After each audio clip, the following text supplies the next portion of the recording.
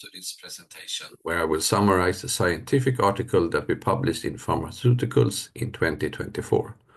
The title of the article is Positive Allosteric Modulators of Trk Receptors for the Treatment of Alzheimer's Disease. Neurotrophins and their signaling are very important for neuronal and non-neuronal function.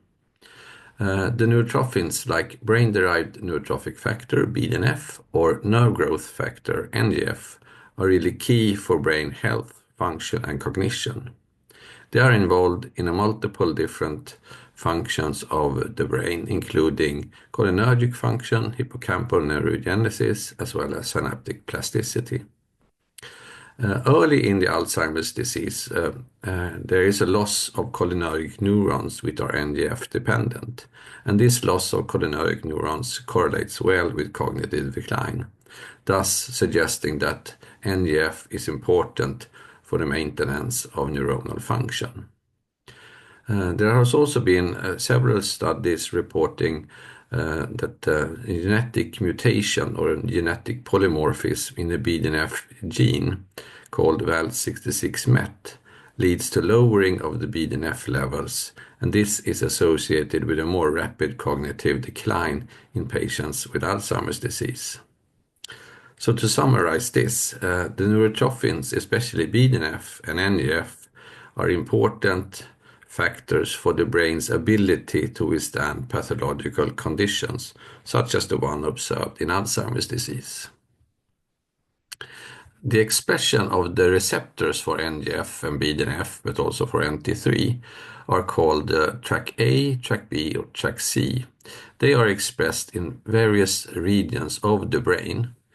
To the upper right here, we can see that TrkA is mostly expressed in basal forebrain and the nucleus basalis, not so much in the cerebral cortex, whereas TrkB and TrkC are heavily expressed in the hippocampus, cerebral cortex, striatum, and also in the amygdala.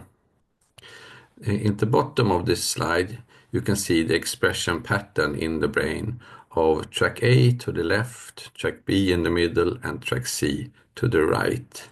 And the more red or yellow, the higher the expression of the receptor is. So here we can see that there is really a large difference in this particular region of the brain with respect to expression of TrkA versus TrkB and TrkC, where TrkB and TrkC are expressed to a higher extent than TrkA.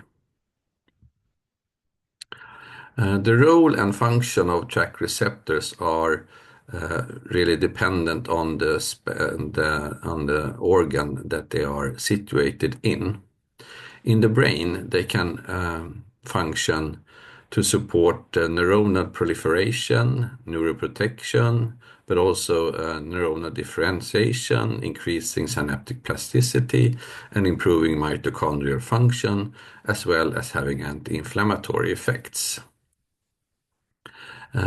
Our hypothesis of ACD856 is that it binds to the Trk receptor, thereby increasing the intracellular signaling of the receptor, leading to increased output in these different areas. These effects can both be short-term as well as long-term effects. The mechanism of ACD856 implies that it can play a function in different indications, including Alzheimer's disease, Parkinson's disease, but also other diseases where we have a cognitive dysfunction.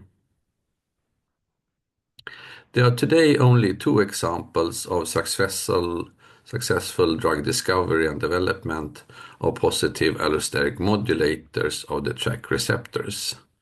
To the left here, we have Eisai's E2511, which is a small molecule, less than 400 Dalton.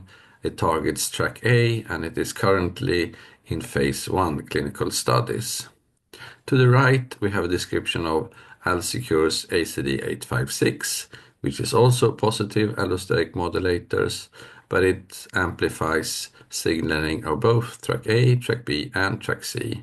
It is also a small molecule with a molecular weight of less than 400 Dalton, and it is also in phase 1 studies. This scheme represents the biomarker and how they appear during the progression of Alzheimer's disease. The red line to the left here is amyloid pathology, which appears really early in the disease progression, and then it levels out as other markers such as tau pathology, neuroinflammation, and later on neurodegeneration increases. And last, we have also the clinical symptoms of Alzheimer's disease, which is often described as a cognitive dysfunction.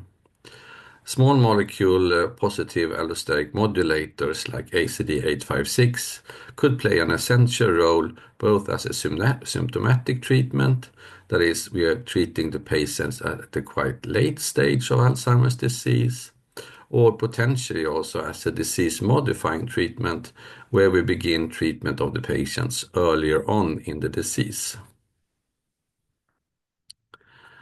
So this cartoon shows how the disease progression is for Alzheimer's disease. And on the y-axis, we have cognitive performance, and on the x-axis, we have age or time. If Alzheimer's disease is left untreated, the cognitive dysfunction or the cognitive ability will be reduced over time. If we have a completely preventive therapy, there will be no decline of cognitive performance. And the other lines here indicate different treatment strategies to improve cognitive function in patients with Alzheimer's disease. For instance, we can see the magenta line here, which is a disease-modifying treatment, so it changes the slope of the cognitive decline, as can be seen for the anti-amyloid antibodies. The light blue curve here is a symptomatic treatment where we start the treatment of patients at this time point, and they have an improved cognitive performance, but after a while it has been observed for acetylcholine esterase inhibitors that the performance is declining, and after some time it will be at the same level as untreated patients. If you combine a symptomatic treatment with a disease-modifying treatment, as can be seen in the green line here, you will both have a cognitive improvement and a change of the slope of the cognitive deterioration after a while. So we think that ACD856 could potentially both be used as a symptomatic treatment and as a disease-modifying treatment, at the combined output would be an effect where we combine the effect of a symptomatic treatment with the effect of a disease-modifying treatment. So to summarize this article, neurotrophins and the receptors are important for neuronal function. They are expressed in different regions of the brain. There are currently two different small molecule positive allosteric modulators in clinical development, i.e. Eisai's E2511 and Alzecure's ACD856. ACD856 could function both as a symptomatic as well as a disease-modifying therapy. And finally, a symptomatic treatment with disease-modifying properties could maybe change the disease progression over time. Thank you very much for attending this presentation.